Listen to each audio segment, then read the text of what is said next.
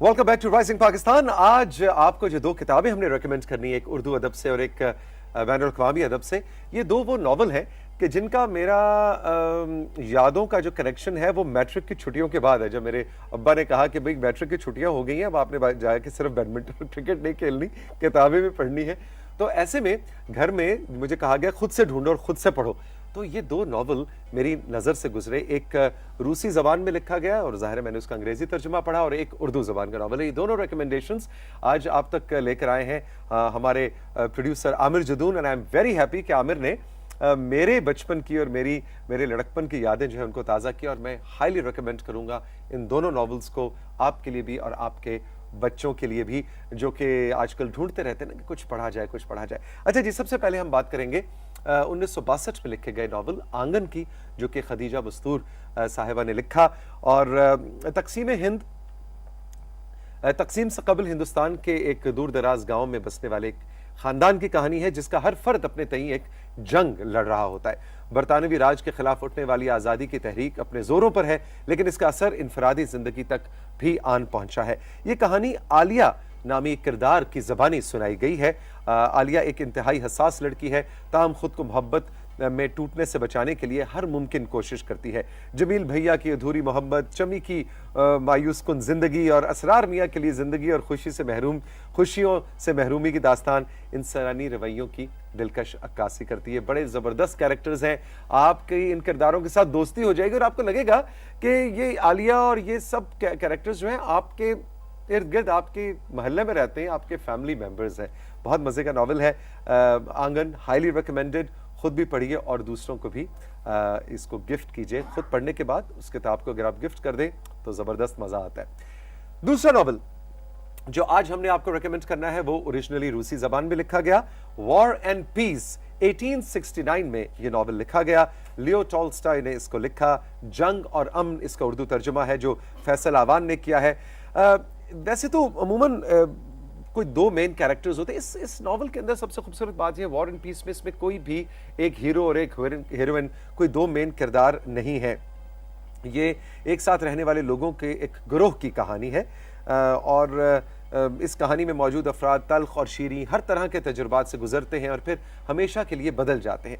तारीख़ी और जंगी पस मंज़र में कहानी लिखी तो गई है, लेकिन ये नावल किसी भी तरह से आप इसको एक तारीख़ी नावल उस तरह से कैटेगराइज नहीं कर सकते। इसमें सबसे खूबसूरत बात यह है कि नावल को आप पढ़ते चले जाएंगे, तकरीबन 1200 सफ़ों पर मुश्तमिल ये नावल है, और इसमें जो मुझे मज़े की बात ये लगती है वो ये कि आपकी ना हमदर्दियाँ कुछ कैरेक्टर्स के साथ बनेंगी और फिर कुछ अरसे के बाद आपको लगेगा कि आपकी हमदर्दियाँ किसी और किरदार के साथ होगी। इसलिए कि ये इंसानी रवैयों, इंसानों में भी ना, आप मुझसे इत्तेफाक करेंगे साथियों, कि कोई ब्लैक एंड वाइट नहीं होता, कोई मुकम्मल तौर पर अच्छा और कोई मुकम्मल तौर पर बुरा नहीं होता। हमारे अंदर भी मुख्तलिफ शेड्स होते हैं, अच्छाई और बुराई के दरमियान में कहीं हम फॉल कर रहे होते हैं, और एक इंसान भी कभी बहुत अच्छा हो जाता है और कभी तो इसी तरह से इन किरदारों के साथ भी आपकी हमदर्दियाँ बदलती रहेंगी। Highly recommended war and piece ज़रूर पढ़िए, और बल्कि आपको रिकमेंड करते हुए मुझे ज़हन में आ रहा है कि मुझे भी इसको दोबारा से पढ़ना चाहिए। तवील नॉवल है लेकिन आपको बहुत लुत्फ़ आएगा। ये थी हमारी आज की दो रिकमेंडेशंस, और अब आपकी मुलाकात करवानी है डॉक्टर सैयदा सकीना से, जो कि एक डर्मेटोलॉजिस्ट हैं और स्किन स्पेशलिस्ट हैं। गुड मॉर्निंग, अस्सलाम वालेकुम डॉक्टर साहिबा। वालेकुम अस्सलाम, क्या हाल है जी? बिल्कुल ठीक, बिल्कुल ठीक। आप लोगों की डॉक्टरी में भी बड़ी मोटी मोटी किताबें होती हैं ना, पढ़ पढ़ के थक जाते हैं, लेकिन हमारी जो डॉक्टरी है, लिटरेचर की डॉक्टरी, इसमें मजा बड़ा आता है, इसमें कहानियां पढ़ने का।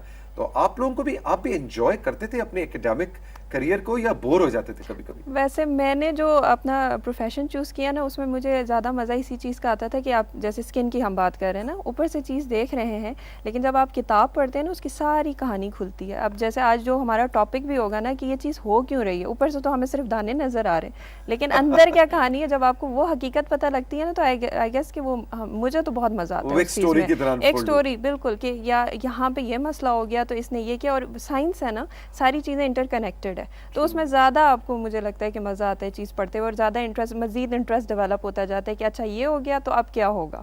ایگزیکٹلی. تو آج کا کیا ٹاپک ہے جی؟ دانے. آج ہاں بڑی اگین ہم کیونکہ کامن کنڈیشنز پہ ہم بات کر رہے ہیں، اور یہ چیز تو اب اتنی کامن ہو گئی ہے، کیل مہاسے، دانے، یا جس کو ہماری لینگویج میں ایکنی کہتے ہیں. بہت تناسب بڑھ گیا لوگوں کا. کیوں بڑھ گیا ہے؟ ایک تھیری ہے، ابھی تک پروون نہیں ہے، بٹ جو ہماری ویسٹرنائز ڈائٹ ہے، جنک فوڈ، اس کی وجہ سے اب پیشنٹس کے اندر ایکنی کی جو کنڈیشن ہے وہ بہت زیادہ ہوتی جا رہی ہے. اور اس کی ایک اور امپورٹنٹ بات ایکنی کی کہ یہ ساری ایجز میں موجود ہے. لائک بچوں میں ہو سکتی ہے، ایڈلٹس میں ہو سکتی ہے، بوڑھوں میں بھی 50 سال تک کی ایج پہ بھی ایکنی ہو سکتی ہے. ہر ایک میں وجوہات ڈفرینٹ ہے، لیکن سٹارٹ بچپن سے لے کے آخری عمر تک جو ہے نا آپ کا ساتھ ہوتا ہے ایکنی کا. حل کیا ہے؟ حل وہی بات کہانی جہاں سے شروع ہوتی ہے نا، اس کو ٹھیک کرنا. اس میں سب سے زیادہ جو فیکٹرز انوالو ہوتے ہیں تھوڑے سے وہ بتاتی جاتی ہوں تاکہ حل ہمیں آسانی سے سمجھ آ جائے. ریزنس میں ایک تو جینیٹک ٹینڈنسی ہے جس کو ہم کچھ نہیں کر سکتے. کچھ لوگوں میں ٹینڈنسی ہوتی ہے ایکنی بننے کی، کچھ میں نہیں ہوتی ہے.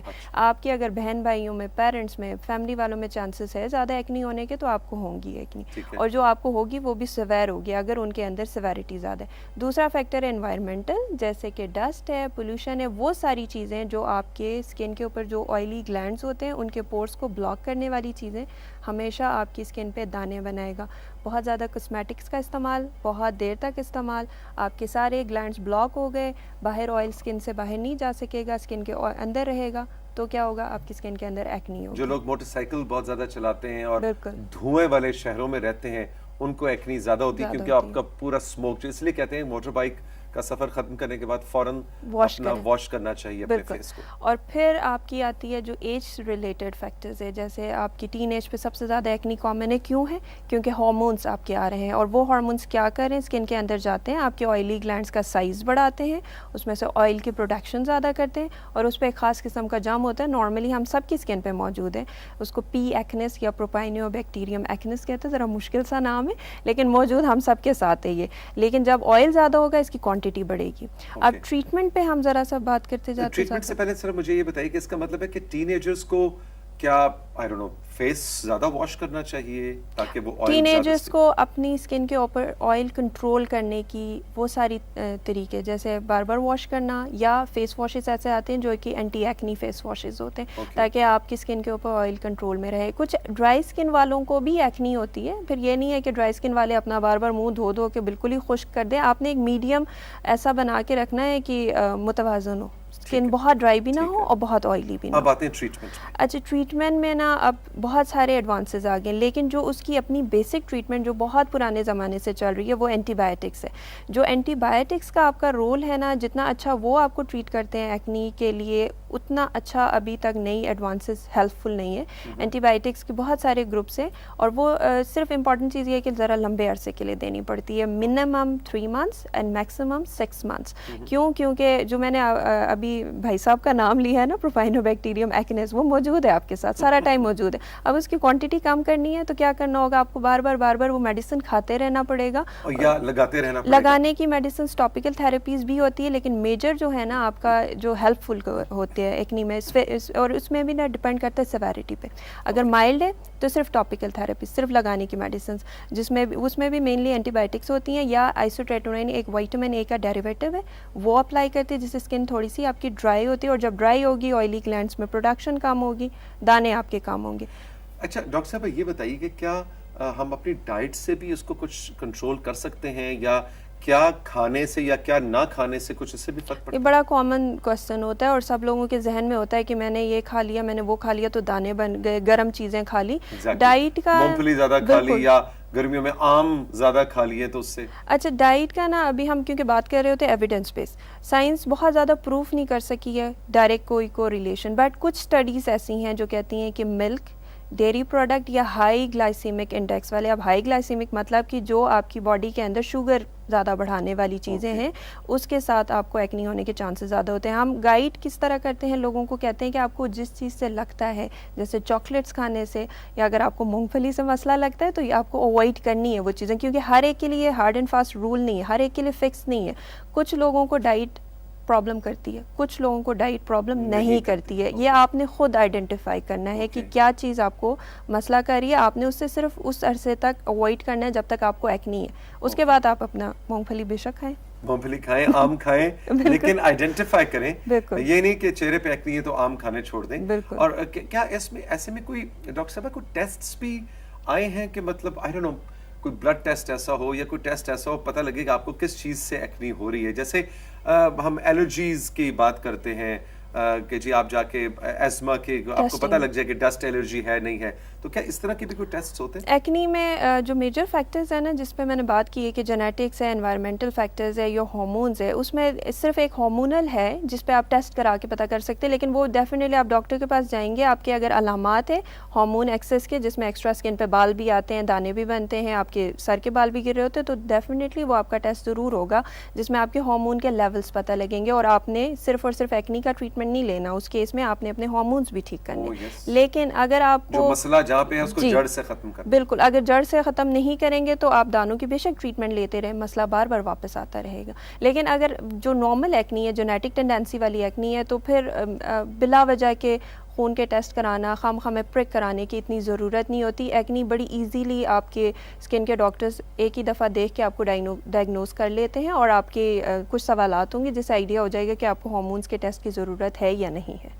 ڈاکٹر صاحبہ تھینک یو ویری مچ, بہت بہت شکریہ ہمیں ایک اوور ویو دینے کا اس مسئلے کے. Most welcome, all the best. ہم چل کے لیں گے رائزنگ پاکستان میں ایک چھوٹا سا بریک, اور بریک سے جب واپس آئیں گے تو میری آپ کی ملاقات کراچی میں ہوگی, لائیو نہیں ہوگی. ہم نے کراچی میں جو سیشنز ریکارڈ کیے اس میں آج عدنان انصاری سے ملاقات آپ کی کروانی ہے, جو کہ ایک فیشن شوز کے کیوریٹر اور کوریوگرافر ہیں, سیٹ ڈیزائنر ہیں, پاکستان ٹیلی ویژن میں بہت عرصہ رہے, کریٹو ہیڈ رہے. ان سے گپ شپ ہوگی اور بڑی مزے کی ہیپی مزیدار ملاقات رہی. اس بریک کے بعد آپ کو دکھاتے ہیں.